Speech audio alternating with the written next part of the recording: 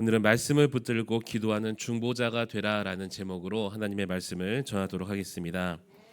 이 모세는 이스라엘 백성들을 대표해서 하나님과 이 언약을 맺기 위해서 시내산으로 올라갔습니다. 그런데 40일이 지나도 아무런 소식이 없어서 이 백성들의 마음은 불안했습니다. 그러자 이스라엘 백성들을 자신들을 인도할 신으로 금송아지 형상을 만들었다고 본문은 말씀하고 계시죠.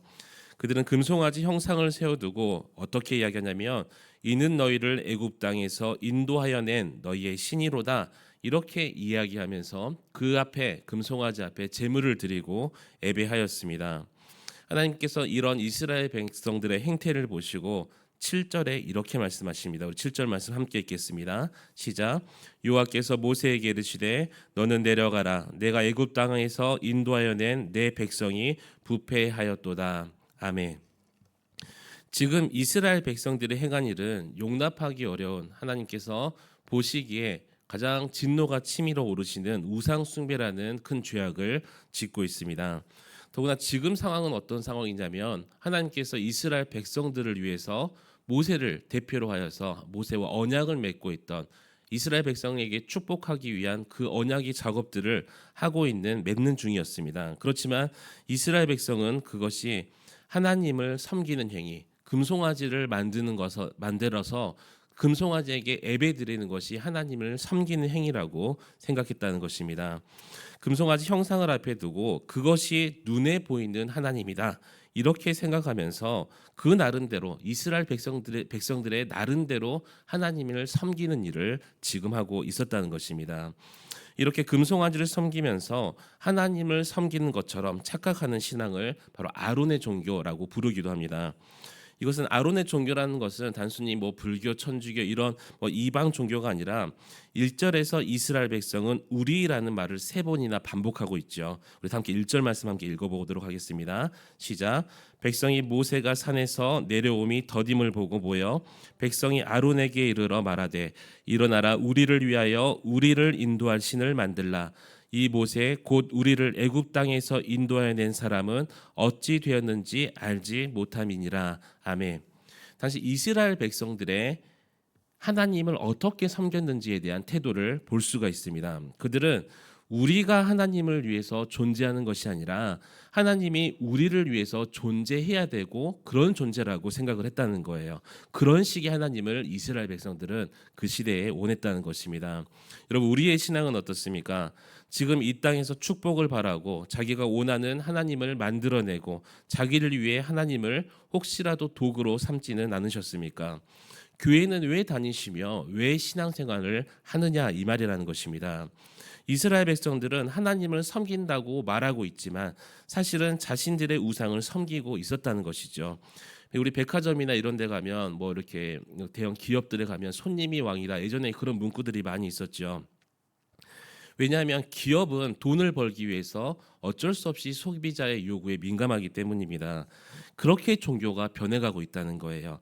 교인들은 일종의 소비자가 되어서 나를 위한 복음을 교회에 요구하고 하나님께 요구한다는 것이죠.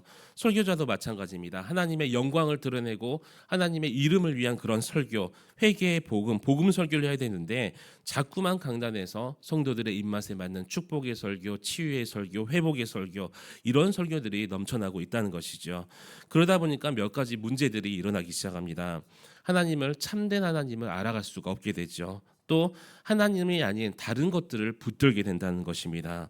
또한 신앙생활 하는데 그런 식으로 신앙생활을 하다 보니까 우리 삶 속에 열매가 맺혀지질 않아요.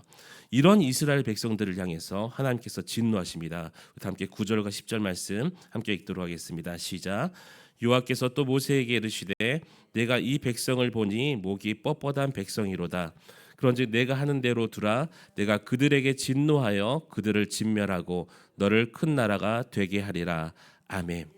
하나님께서 모세에게 이스라엘 백성들을 진멸하고 또 모세를 통해서 새로운 나라, 새로운 백성들을 일으키시겠다고 말씀하십니다. 이때 모세의 반응은 어떻겠냐면, 맞습니다. 하나님, 우상 숭배를 했던, 금송아지를 만들고 그에게 예배했던 이 이스라엘 백성들을 쓸어버리고 새로운 판으로 가시죠. 이렇게 말했던 것이 아니라 모세는 하나님 앞에서 이스라엘 백성들을 위해서 기도합니다. 이 사실은 이스라엘 백성들을 위해서 기도했던 것이 아니라 하나님을 위해서 기도했음을 볼 수가 있습니다. 우리가 이 본문을 살펴보면 마치 모세가 이 이스라엘 백성들을 위해서 기도한 것 같은 이 모양새가 보이지만 이 기도문을 자세히 읽어보면 하나님을 위한 기도였음을 우리가 알고 있습니다. 그래서 첫 번째로 모세는 하나님의 은혜를 붙드는 기도를 했습니다. 하나님, 이스라엘 백성들은 원래 미약하고 그런 존재였어요. 연약한 백성인데 하나님께서 주신 그 은혜로 하나님의 백성을 삼아 주셨습니다. 그런데 여기서 진멸해 버리면 지금까지 베풀어 주신 그 은혜가 어떻게 되겠습니까? 모세는 그 하나님의 은혜가 헛되지 않기를 간절히 기도했던 거예요. 오직 하나님의 은혜를 들고 갔음을 여러분 믿으시기 바랍니다. 두 번째로 모세는 하나님의 이름을 붙드는 기도를 했습니다. 12절의 내용을 보시면 하나님, 이 백성이 진멸해도 하나님께서 놓여오셔서 이 백성을 벌하셔도 우리는 할 말이 없어요. 그런데 이들이 진멸당하게 되면 하나님의 진노가 임하면 애굽 사람들이 도대체 뭐라고 이야기하겠습니까? 요란하게 하나님께서 베푸셨던 그 10가지 재앙들, 홍해를 가르며 그렇게 구원하시더니 결국에 그 구원을 포기하시고 진멸하셨다, 이렇게 이야기할 거 아닙니까?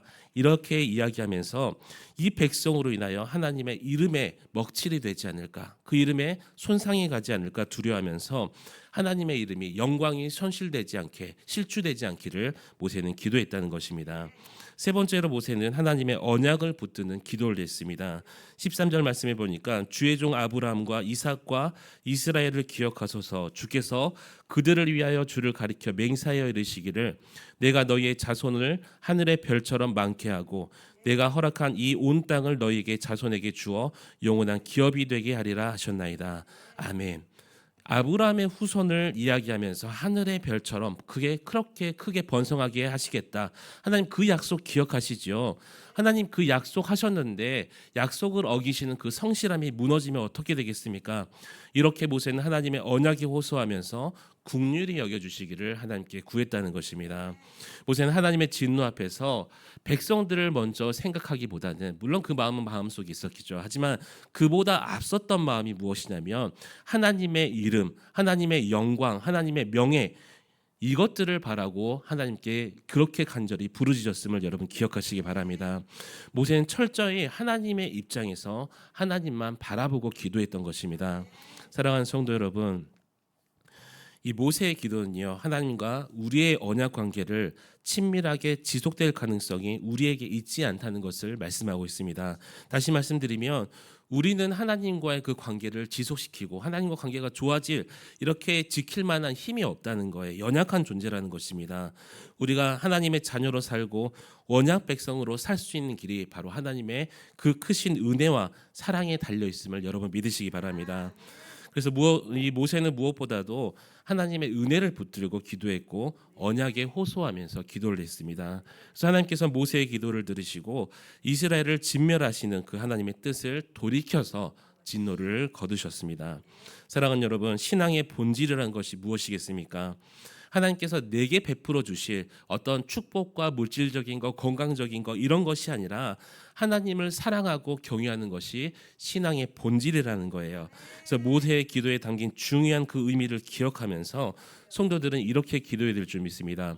내게 어떤 명예와 유익이 있을지라도 하나님의 영광을 가리운다면 그것을 바라지 않겠습니다. 제가 바라고 구하는 것은 오직 하나님께서 영광 받으시는 것입니다. 제가 바라고 구하는 것은 오직 하나님의 이름이 높아지는 것입니다. 왜 우리가 이 시험에 들기도 합니까? 왜 우리가 시험에 들까요? 바로 내 자신이 영광을 받으려고 하기 때문이죠. 내가 왜 어려움에 처할까요? 또 어려움을 처할 때 우리는 어떤 기도를 할까요? 내가 더 높아지고 내가 이 문제를 해결받기 원하고, 그러나 우리는 어떤 상황에서도 하나님께 영광을 돌려야 될 줄 믿습니다. 하나님의 영광을 어떤 상황 속에서도 먼저 생각해야 된다는 거예요. 요한복음 13장 32절 말씀입니다. 만일 하나님이 그로 말미암아 영광을 받으셨으면 하나님도 자기로 말미암아 그에게 영광을 주시리니 곧 주시리라. 아멘. 여러분의 모든 삶의 영역에서 하나님께 영광 돌리시기 바랍니다. 그러면 하나님께서 영광 받으시고, 방금 우리가 읽었던 요한복음 13장 32절 말씀처럼 하나님께서 영광을 받으시고 나에게도 그런 영광을 드러내 주신다는 거예요.